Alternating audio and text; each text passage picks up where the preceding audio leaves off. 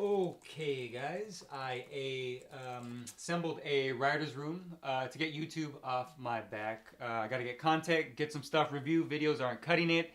So I got Chris for the writer's room. We thought he was Writer's dead. room, man? I thought you had money for me. Jesus Christ. Will you just shut up, for Christ's sakes, and listen for once in your life? Look, I've got ideas that I want to bounce off of you, okay? All right. All the money in the world. The newest Ridley Scott movie's coming out. Okay. I want to do a video. Top 6 Kevin Spacey performances. He's in Kevin Spacey? Yeah. You haven't read the news? No. What are we? You came up right away. Jesus Christ. Fucking Spacey, you piece of shit. Okay. Okay, fine. There's a bunch of X-Men shows and X-Men movies coming out, slated to come out. We can appeal to the kids and we can do kind of like a retrospective on the first 3 X-Men's, right? And we can talk about their directors, which is Bryan Singer and Brett Ratner. Oh, man. What do you think of that? You gotta Google that. You gotta Google their names right now. Be kidding me. Oh my God, you sick. Oh, just looking at Brett Ratner makes me fucking he's disgusting. Okay, fuck these guys. Okay, we want to do more indie stuff anyway.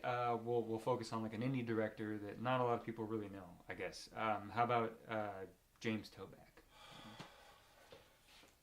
You're kidding me. This fucking disgusting piece of shit. James Toback, you rat fuck. All right, well, fuck him. Fuck Harvey Weinstein.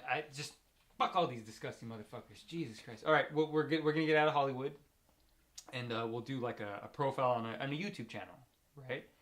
Okay. So we'll do, I think we could get an interview with the creator of Screen Junkies, Andy Signore.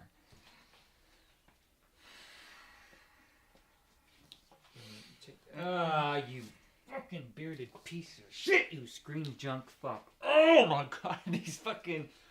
I don't even know. Just forget it. Welcome to room 666. Today we're going to be reviewing 3 billboards outside of Ebbing, Missouri. The new film from Martin McDonagh. The film stars Frances McDormand, Sam Rockwell, Woody Harrelson, John Hawkes, Peter Dinklage, all kinds of good people. Let's get into it. After the local police are unable to solve a young girl's murder, her mother decides to erect 3 billboards outside of town, challenging them, causing an uproar between her, the police, and the townspeople. All right, let's get into Martin McDonagh, the writer and director. This is his 3rd film. He did In Bruges as well as 7 Psychopaths. He's also written some plays.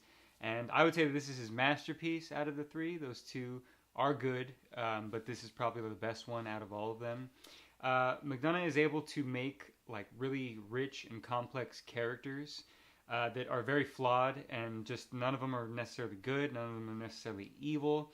And I think that's the strongest aspect of this film is the writing. I mean, all the plot points and all the characters that he has to juggle, he's able to kind of put them together and make a coherent story straight through to the end.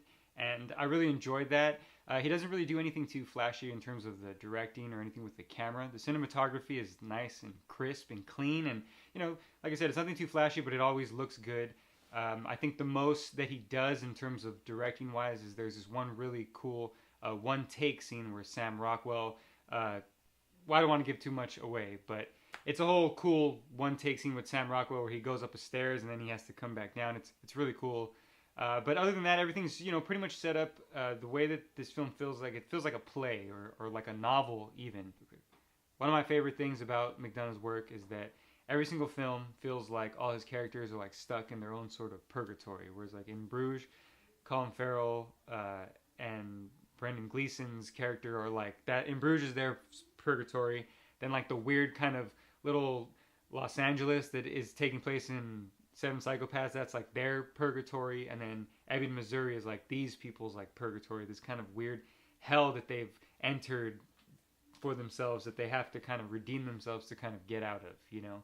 So that's what I really liked about this film. I think it's more perfected here. And yeah, great job. Frances McDormand is amazing in this film. Hopefully she's going to get an Oscar for this. I think she will.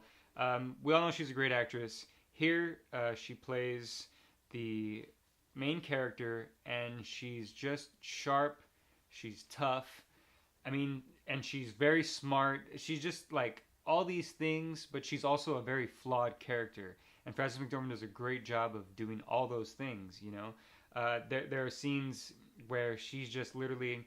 They're like scenes in John Wick where John Wick's just going around shooting people in the head, except she's just like verbally just like shooting dudes in the head, you know, with her truth. That's her weapon. It's amazing. It's a really great performance. Hopefully she gets an Oscar. It's her best role since Fargo. I'll say it. What was she in recently? Burn After Reading, Hail Caesar.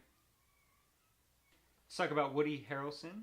He plays the chief of police of Ebbing, Missouri, and he's kind of like the moral center of the film in terms of that he's a really nice guy. You come to find that, you know, he really does want to catch these killers, and he did, from what he says, seems to try everything that he can, but, you know, he is pretty flawed. He might not be the greatest guy in terms of his police practices, but he seems like a nice family guy, like he seems like a good husband.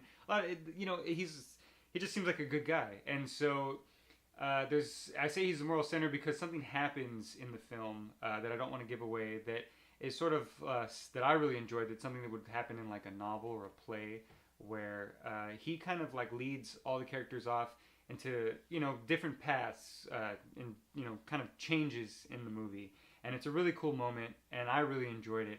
And, you know, Woody doesn't phone it in here, not like he did War of the Planet of the Apes.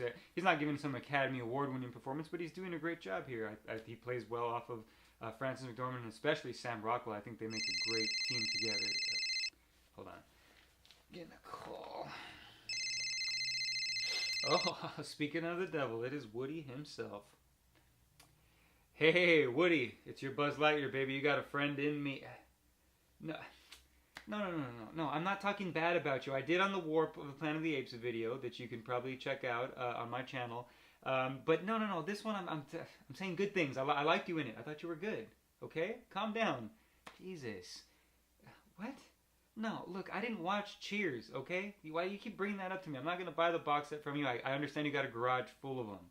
But you know what I tell you? What I did see? I saw Surfer Dude, right? Are we going to get a part 2 of that? Is Matthew coming out? Are we going to get you two guys back together? Woody.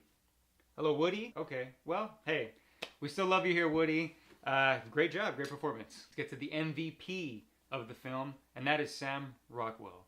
Just to let you guys know, I actually bought 3 billboards outside of my town that read, "Why doesn't Sam Rockwell have a fucking Oscar?" Or at least a nomination. Hopefully he's going to get one for playing Officer Dixon, who is...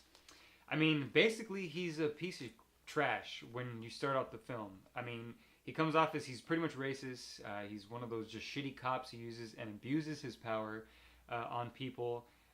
It's just, he's not a likable character, but Sam Rockwell and the writing in this film are able to kind of do a pretty good turnaround. The things that they do with this character, the arc that he has, and the way that Sam Rockwell portrays him is amazing.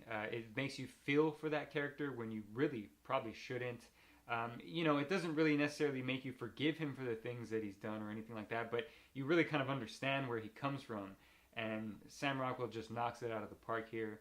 I hope that people, you know, give him the recognition that he deserves with an Oscar nomination. Not that those matter or anything, but you know what? Sam Rockwell deserves more work. You know, he's not in enough stuff.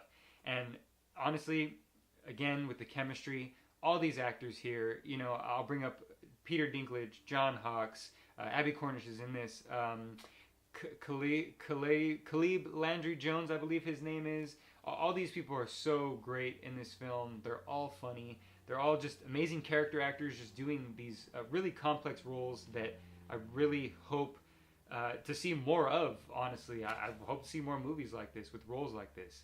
And Sam Rockwell, you are our God.